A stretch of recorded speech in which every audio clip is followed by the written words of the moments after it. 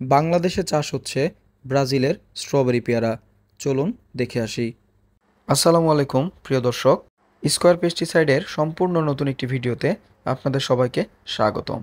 আজকের এই ভিডিওতে আপনারা যে গাছটি দেখতে পাচ্ছেন সেটি একটি পেয়ারার গাছ। কথাটি শুনতে অবাক লাগলেও এটাই সত্যি। এই পেয়ারাটাকে বলা হয় স্ট্রবেরি পেয়ারা। এটি মূলত ব্রাজিলের এক ধরনের প্রাচীন ফল। আপনারা যে গাছটি দেখতে পাচ্ছেন এটি একটি স্ট্রবেরি পেয়ারার গাছ। গাছের পাতাগুলো দেখে বোঝার উপায় নেই যে এটি একটি পেয়ারার গাছ। এটি স্ট্রবেরি পেয়ারার গাছ হলেও অনেকে এই ফলটিকে বিভিন্ন নামে ডেকে থাকেন, যেমন cherry guava, Chinese guava, pink guava ইত্যাদি। আজকের এই ভিডিওতে আমি আপনাদেরকে জানাবো এই স্ট্রবেরি পেয়ারা কিভাবে চাষ করতে হয়, কিভাবে এই গাছের জন্য মাটি তৈরি করতে হয় এবং কিভাবে পরিচর্যা করতে হয়।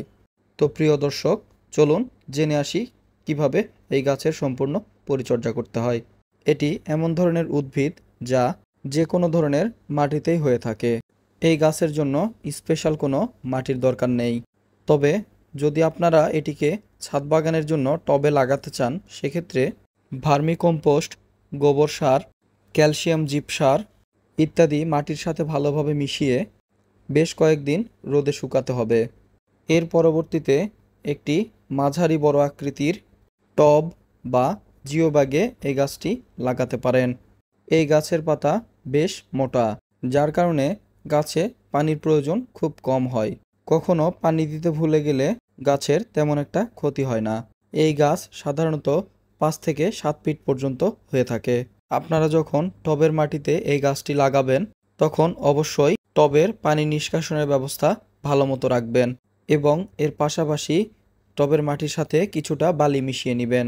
এখন যদি এই ফলের আকৃতির কথা বলি, তাহলে বলতে হয় যে এই ফলের আকৃতি কিছুটা আমাদের দেশে টক যে গোল বরইগুলো পাওয়া যায় তার মতো। এই ফলটি খেতে কিছুটা টক কিছুটা মিষ্টি। যারা প্রথমবার এই ফলটিকে খাবেন ইনশাআল্লাহ তাদের ভালো লাগবে, আর যারা ইতিমধ্যে এই ফলটি খেয়েছেন তাদের কাছে অবশ্যই এই স্বাদটি পরিচিত। আমার এই গাছের বয়স আনুমানিক 3 বছর। সাধারণত 2 বছর থেকেই গাছে ফল ধরা শুরু করে। তবে প্রথম বছরে গাছে প্রচুর পরিমাণে ফুল আসে, কিন্তু ফল ধরে না বললেই চলে। তবে দ্বিতীয় বছর থেকে ফুল আসা শুরু করলে প্রচুর পরিমাণে ফল ধরে গাছে। আপনারা হয়তো ভিডিওতে দেখতে পাচ্ছেন যে কি পরিমাণ ফুল গাছে এসেছে। ইনশাআল্লাহ বেশিরভাগ ফুলই ফলে পরিণত হবে। বছরে 2 বার এই গাছটিতে ফুল আসে। আপনারা চাইলে এই গাছটি লাগাতে পারেন। প্রিয় দর্শক, এরকম নিত্য নতুন কৃষিভিত্তিক ভিডিও পাওয়ার জন্য অবশ্যই স্কয়ার পেস্টিসাইড ইউটিউব চ্যানেলটিকে সাবস্ক্রাইব করে পাশে থাকুন।